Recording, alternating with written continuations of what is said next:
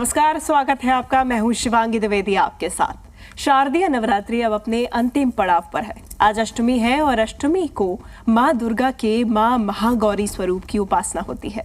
माँ महागौरी को श्वेतांबर राधारा भी कहा जाता है। ऐसी मान्यता है कि माँ महागौरी की पूजा करने से धन, सुख, समृद्धि की प्राप्ति होती है।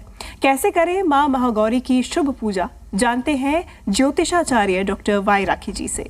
वाई राखी जी, बहुत स्वागत है आपका। नमस्कार, जय माता दी। तो आज शारदीय नवरात्रि का लगभग 8वां दिन है और अंतिम पड़ाव माना जा रहा है। जो लोग अष्टमी पूजते हैं उनके लिए नवरात्र का ये आखिरी दिन है। कैसे करें आज माँ की पूजा अर्चना और आज के दिन का कितना महत्व? आज के दिन का महत्व वैसे भी बहुत है। शुक्ल पक्ष और कृष्ण पक्ष, हमारे यहाँ पर 2 पक्ष होते हैं और हर पक्ष की अष्टमी का कई लोग व्रत रखते हैं। कई लोग नवमी में व्रत रखते ही नहीं, मतलब नवरात्रों के 9 दिन व्रत रखते नहीं, केवल और केवल अष्टमी रखते हैं।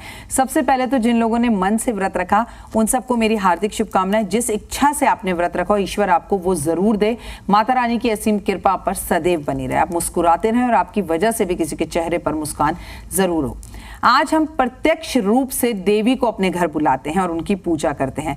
कोविड के बाद कुछ ऐसा सिस्टम हो गया कि 2 साल जो है कन्या पूजन हमने घर में नहीं किया, तो हम पैकेट्स बनाते हैं और घर के बाहर दे आते हैं। देखिए, हालांकि उसमें कोई बुराई नहीं है, लेकिन अगर आप देवी की 7 दिन 8 दिन भक्ति भाव से लहसुन प्याज छोड़कर बड़े शिद्दत के साथ पूजा करते हैं और फिर आप जाकर माँ को घर ही नहीं आने देते, प्रसाद बाहर बांट देते हैं, तो इससे थोड़ा नुकसान तो आपको जरूर हो सकता है। मजबूरी हो, कोविड जैसी बीमारी हो तो अलग बात है। तो सबसे पहले कहूंगी आज कन्याओं को घर लाएं।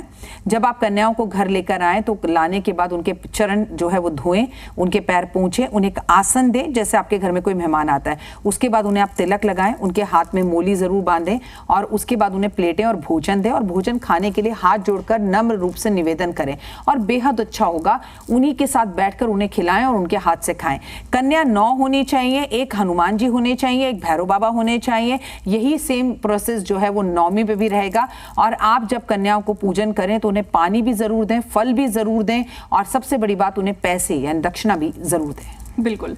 राखी जी, अगर हम भोजन की बात कर ही रहे हैं तो ये भी बताइएगा कि आज के दिन माता को सबसे ज्यादा क्या प्रिय है और कन्याओं को भोज कराने के लिए, कन्या भोजन कराने के लिए क्या कुछ बनाया जा सकता है जो कि उनको भी प्रिय हो और माता को भी प्रिय हो? बनाने को तो आप जिसे कहते हैं ना 56 भोग बना सकते हैं, लेकिन वो कहते हैं ना हलवे वाली, पूरी वाली, छोले वाली, तो माँ को सात्विक भोजन पसंद है। आलू की सब्जी बनाएं या आलू गोभी की सब्जी बनाएं या हलवा तो बनाना ही बनाना है। हलवा, छोले, पूरी ये तो कंपलसरी है। उसके सिवा पनीर की सब्जी उन्हें खिलाएं, लेकिन जो भी खिलाएं वो लहसुन प्याज के बिना हो और माँ को आपने भोग जरूर लगा रखा हो और इन कन्याओं को खिलाएं, इनके साथ बैठकर खाएं, इनके साथ अपना व्रत जरूर खोलें। सारा का सारा खाना घी में बनाने की कोशिश करें। अगर आर्थिक स्थिति खराब हो तो फिर आप किसी में भी बना सकते हैं। अब आपने भोजन की बात की है तो हलवे में आज के दिन केसर जरूर मिलाएं। आज के दिन आप छोले में हींग जरूर मिलाएं और कोशिश करें कि आज जब खाना आप बनाएं तो सर ढककर बनाएं। बिल्कुल, सर ढककर बनाएं और सात्विक तरीके से बनाएं, यानी कि स्नान धान करके ही आप अपने किचन में एंटर करें और पूरी श्रद्धा भक्ति के साथ माँ के लिए भोग बनाएं।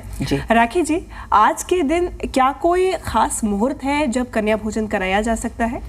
देखिए, कन्या पूजन का मुहूर्त 3 बातों को समझना होता है। वैसे तो पूरा दिन कन्या पूजन होना चाहिए, लेकिन जो शास्त्र कहते हैं वो 4 बजे से पहले हो जाना ही चाहिए। जो 4 बजे का पहर है उसमें नहीं, उससे पहले हो जाना चाहिए। और बात रही कि मुहूर्त, तो देखिए सुबह उठें, आप आरती करें, आप दिया जलाएं, माँ को फूल अर्पण करें और जब आपका दुर्गा सप्तशती का जो पाठ आपने शुरू कर रखा है वो संपूर्ण हो जाए, आप घर के अंदर भोग लगाएं और सामाजिक तौर पर जो मंदिर है वहां जाकर भी माँ को हलवे छोले का भोग लगाएं। उसके बाद आप अपने घर में सुबह मतलब करीब 7 बजे से लेकर जो 12 बजे तक कन्या पूजन का समय होता है ना, बेहतरीन समय होता है। उससे बेहतर कोई समय नहीं होता। उस टाइम पर आप अगर पूजन करें तो बेहतर होता है। जब कन्या आपके घर आए तो आप घंटी बजाते हुए इन्हें अंदर लाएं, क्योंकि कहते हैं ना चंद्र घंटा घंटी का माँ का एक रूप है। और जब आप माँ को विदा करने के लिए जाएं तो शंख बजा कर जाएं और कहें कि माँ आप आई हो तो शुभ लाभ और दौलत, मान सम्मान, प्रतिष्ठा और यश को लेके आना।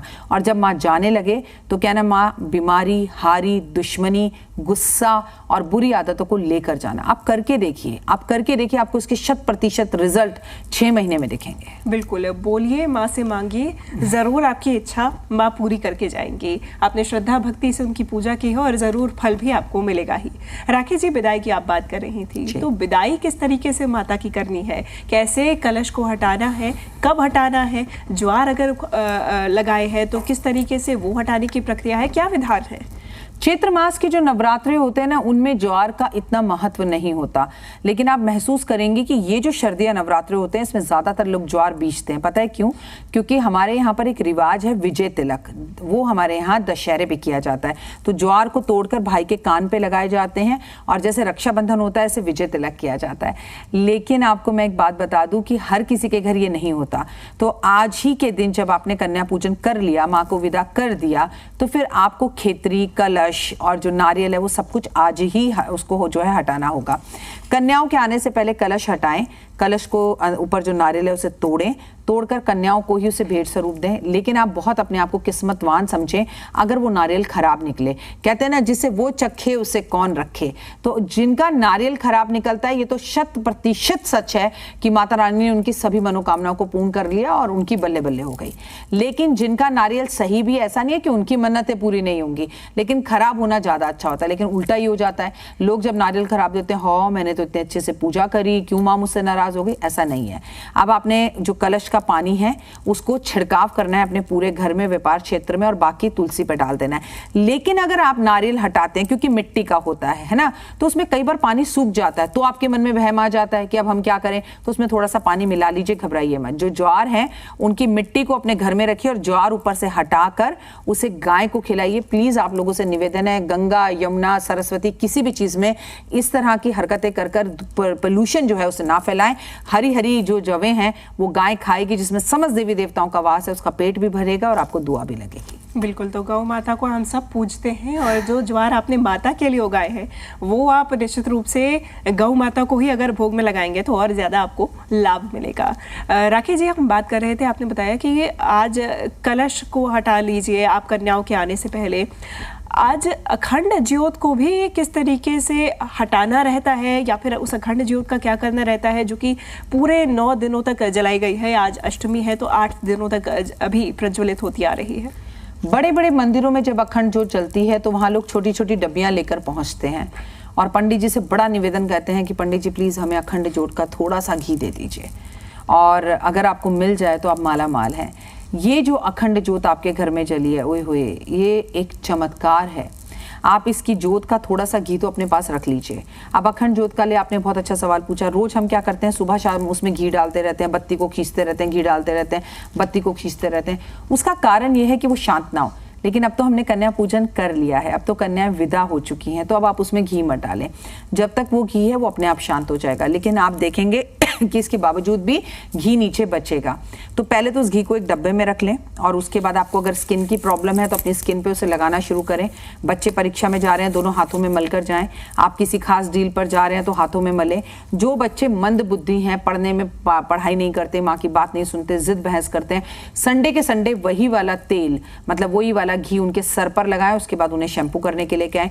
और अगर आप ये सब नहीं करना चाहते, भाई हमारी सासू माँ ने कभी नहीं करने दिया, हम ये नहीं मानते, तो सारे घी में थोड़ा आटा मिलाकर चींटियों को डालकर आ जाइए। क्योंकि वो घी हम प्रयोग नहीं कर सकते और फेंकने का कोई मतलब नहीं है, तो हम उसे क्यों ना किसी को भोजन बना दें, कितना उत्तम रहेगा।